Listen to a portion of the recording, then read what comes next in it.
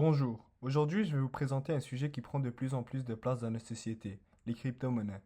Elles représentent une nouvelle façon d'investir, elles bouleversent les systèmes financiers traditionnels et attirent autant l'intérêt du public que celui des institutions. L'objectif de cette présentation est de comprendre ce qu'est une crypto-monnaie, comment elle fonctionne grâce à la technologie blockchain, quels sont ses avantages, ses risques et finalement si elle peut réellement avoir sa place dans les finances personnelles. À la fin de cette présentation, vous aurez une vision plus claire et plus structurée de ce monde numérique qui évolue très rapidement. Une crypto-monnaie est une monnaie entièrement numérique. Elle fonctionne grâce à un protocole informatique crypté et décentralisé qu'on appelle la blockchain.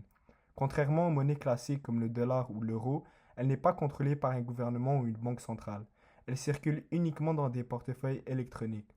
Chaque transaction est sécurisée par la cryptographie, puis enregistrée de manière transparente dans un registre partagé. C'est ce fonctionnement qui rend les crypto-monnaies uniques, mais aussi parfois instables, puisqu'elles sont très sensibles à l'offre, la demande et la spéculation. Il existe aujourd'hui des milliers de crypto-monnaies, mais certaines sortent du lot. La première est le Bitcoin, créé en 2009. C'est la plus connue et la plus utilisée. Elle représente souvent une alternative au système monétaire traditionnel. Ensuite, nous avons l'Ethereum, qui ne sert pas seulement aux transactions. Sa grande force, ce sont les smart contracts et les applications décentralisées, comme la DeFi ou les NFT. Une troisième crypto-monnaie importante est Solana, reconnue pour la rapidité de ses transactions et son faible coût énergétique. Ces trois exemples montrent bien que toutes les crypto-monnaies n'ont pas la même utilité ni les mêmes objectifs. Les crypto-monnaies se distinguent des monnaies classiques par plusieurs caractéristiques fondamentales. D'abord, elles ont une nature purement numérique, aucune existence physique, seulement des données dans un portefeuille électronique. Ensuite, elles n'ont pas de cours légal, ce qui signifie qu'aucun État ne les reconnaît comme moyen obligatoire de paiement. Elles sont également très volatiles. Leur prix peut monter ou baisser de milliers de dollars en quelques heures, parfois uniquement à cause de l'actualité ou de l'intérêt du public. Enfin, elles sont décentralisées, grâce à un réseau de milliers d'ordinateurs qui valident les transactions de manière collaborative et transparente. La blockchain est la technologie qui permet aux crypto-monnaies d'exister. On peut l'imaginer comme un grand registre numérique partagé entre tous les participants du réseau. Chaque participant détient une copie identique du registre, ce qui assure une transparence totale. Les informations sont regroupées dans des blocs et chaque bloc doit être validé par un protocole cryptographique avant de rejoindre la chaîne. Une fois un bloc intégré, il devient impossible de le modifier. Cette structure rend la blockchain extrêmement fiable et résistante à la falsification. Grâce à cette décentralisation, les utilisateurs peuvent échanger des cryptoactifs directement sans passer par une banque ou un autre intermédiaire.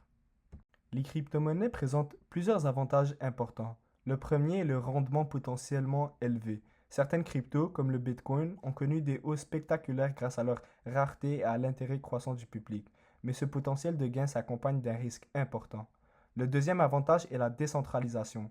L'absence d'autorité centrale réduit la censure, les frais et les risques liés aux intermédiaires financiers.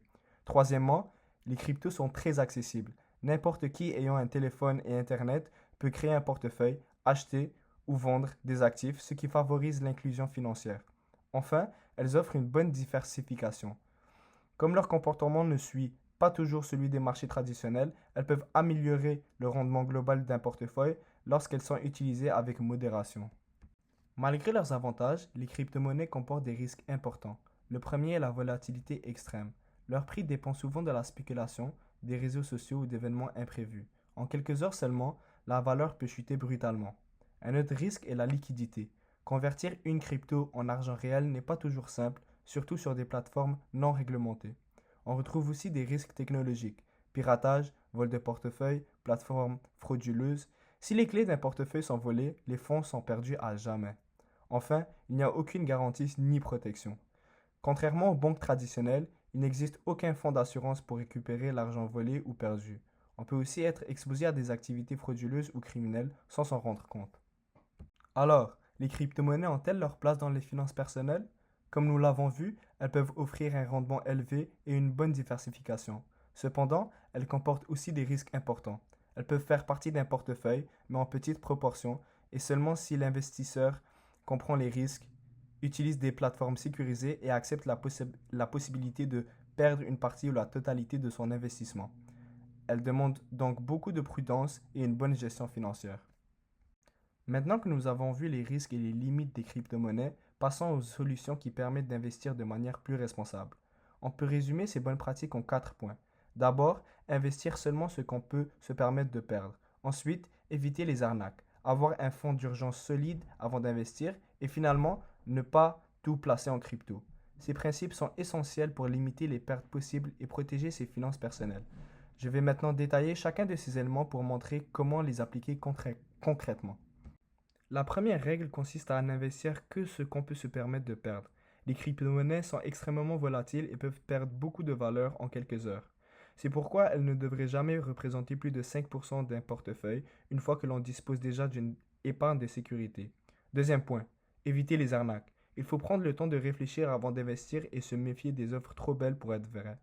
Les fraudeurs utilisent souvent la pression, les réseaux sociaux ou même les relations personnelles pour pousser quelqu'un à investir.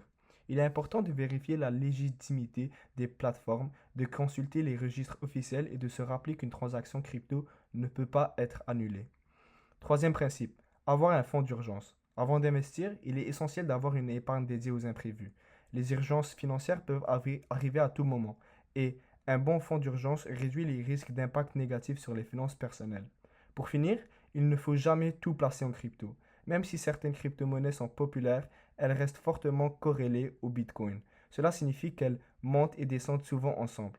Investir uniquement dans ce marché devient donc très risqué, surtout lors de longues périodes de baisse, appelées bear markets, qui peuvent durer plusieurs années. Ces solutions permettent d'investir de manière plus sécuritaire tout en gardant un meilleur contrôle sur son niveau de risque. Merci infiniment.